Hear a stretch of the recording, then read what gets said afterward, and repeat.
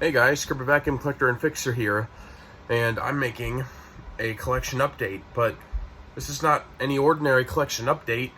This is my 1000th video, and I honestly didn't realize that I got this far to 1,000 already.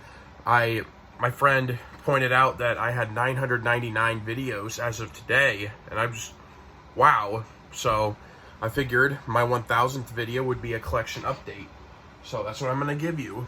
So without further ado, collection update. So, I don't even know where to start. I'll just go to the end of the room here and just show you what the room looks like currently. I did a lot of reorganization. Looks very, very good. I moved a lot of I had a couple vacuums in my room. I brought a lot of them back down here. I just have my nice 1CR and my 85 Heritage 2 in my room. All the rest are down here. So I'll start over at the Hoovers.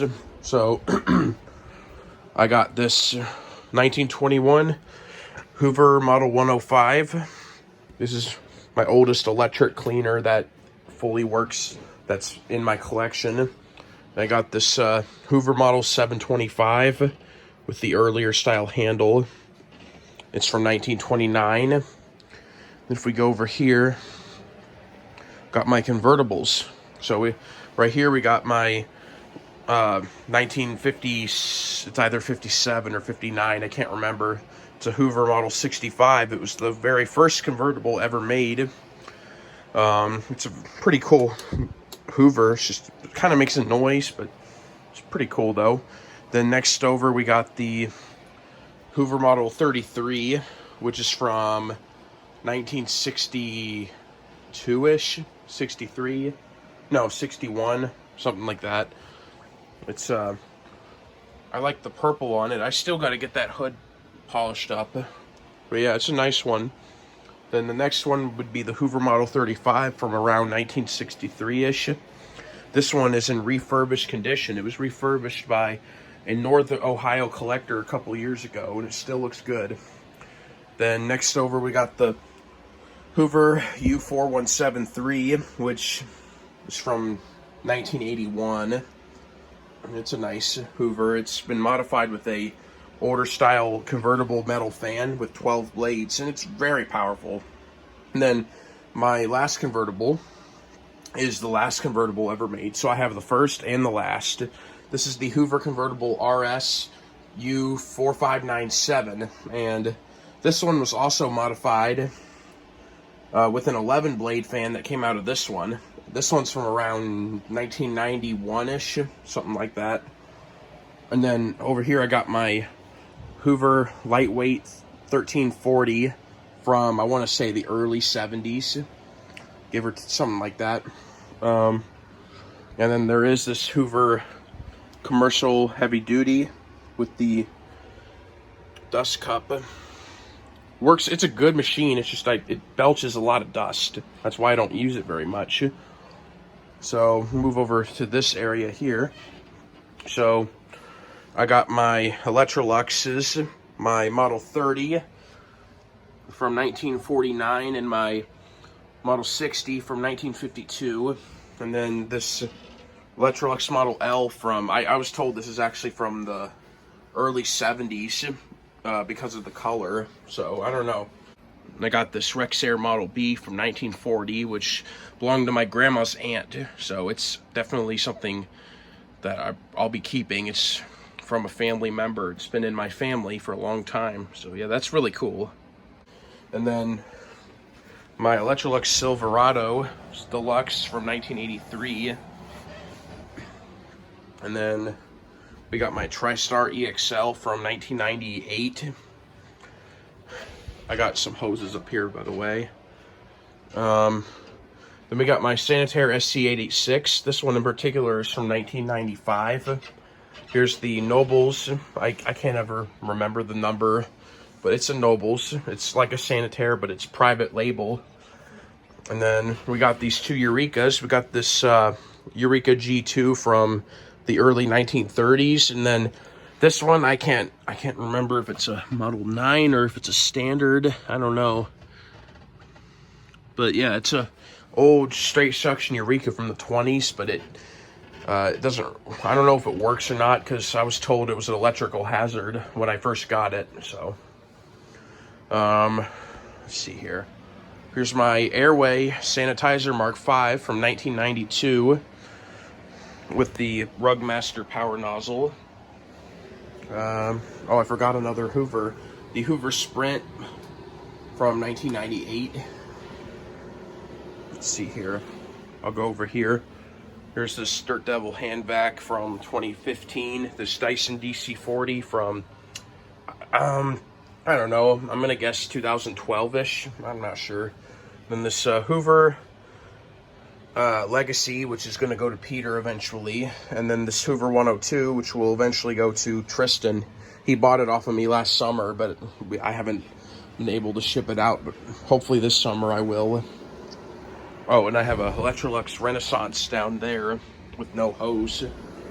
Here's my old hand vacs, my Westinghouse, my Premier pickup. It's an early Premier pickup with the older style bag. And then here's my Hamilton Beach.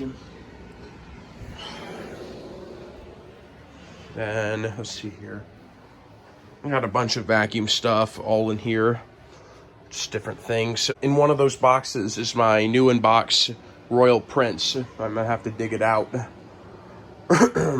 So then, there's a lot to choose from here.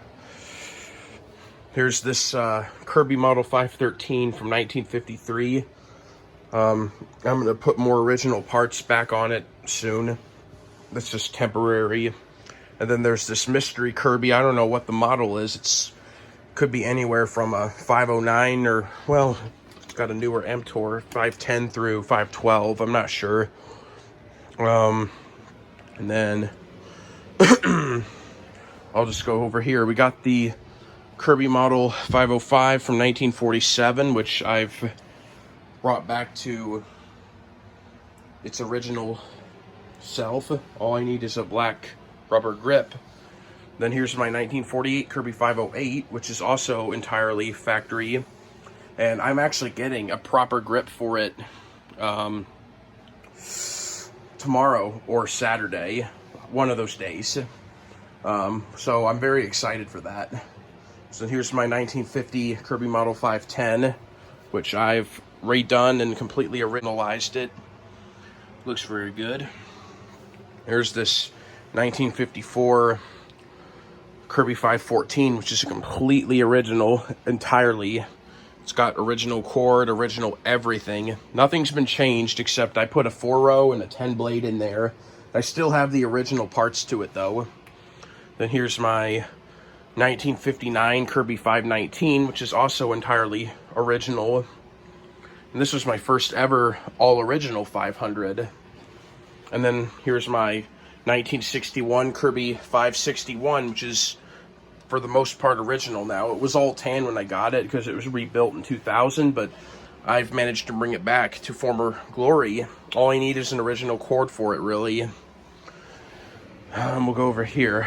So here's my modified Kirby 519 that's been upgraded to have, I guess, better parts, you know, for more user-friendly. I need a belt lifter for it though. Here's my 1963 or 64, I still have to figure out the year, Sanatronic 7, which I think it needs new bearings. I tried repacking those and it still kind of sounds dry, so we'll just see.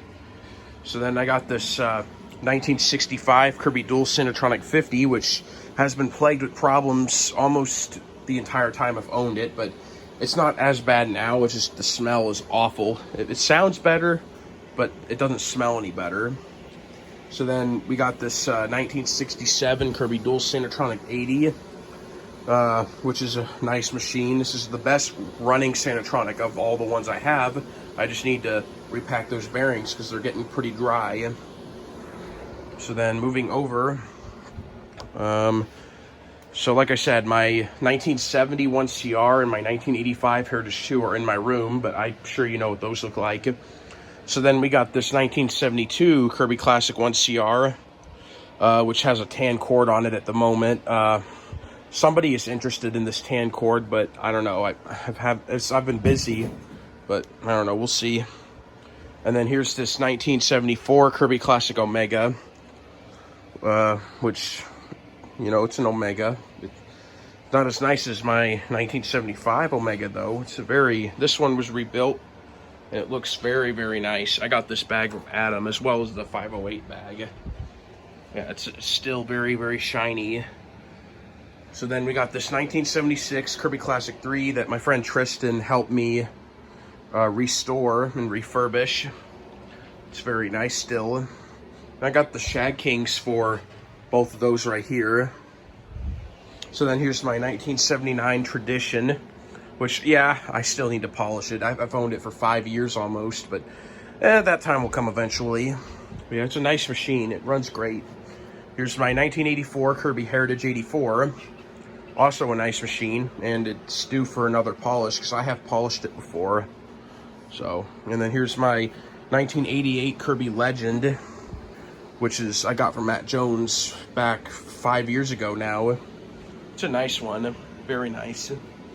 And then my 1989 Kirby Legend 2, which is the one I've had the longest. Technically, I got this 72 1CR the longest time ago on New Year's Eve of 2012, but see, Tristan owned it for quite a while, so I don't consider that to be the one I've had the longest since it was with somebody else for a while. This Legend 2, however, I got it in March 2013, back when I was still 11 years old at that time, and this is such, you know, a big deal to me because I've been wanting to, at the time, a model like a heritage style model, and when my grandpa got this thing for me, I was so happy. I still have it. I'll never get rid of it either. This is one I'm keeping always. So yeah, that's my Legend 2. That's all the rest of my collection. And I feel stupid because I forgot 4 more Kirbys. So I got this 1992 Kirby G3 that I got from Tristan last summer. It's a nice Kirby. It has G5 internals because the originals were kind of iffy. And then here's this 1993 G4. It's a very early one. It's got a lot of the G3 characteristics, including the power button and tech drive. So, and then we got this Kirby Ultimate G Diamond Edition from 2005, which tomorrow I'm going to be selling this thing to a family friend because, you know, she had an Ultimate G a long time ago, but when she got divorced, her husband took it, or her ex took it, and so she's always wanted another Kirby, but never really had the time to get another one. And she's had bagless vacuums, but I told her I might have a Kirby you'd like, and she decided that she wanted to buy it, so she's gonna buy this diamond from me tomorrow. Now the reason I have this on here is because that tear, so I figured I'd put that on there for extra protection. I know it looks weird, but it works. So, and then finally we got this 2015 Kirby Avalier, and it looks nice as ever, looking good. So anyway, thanks for watching, and we'll have more up very soon.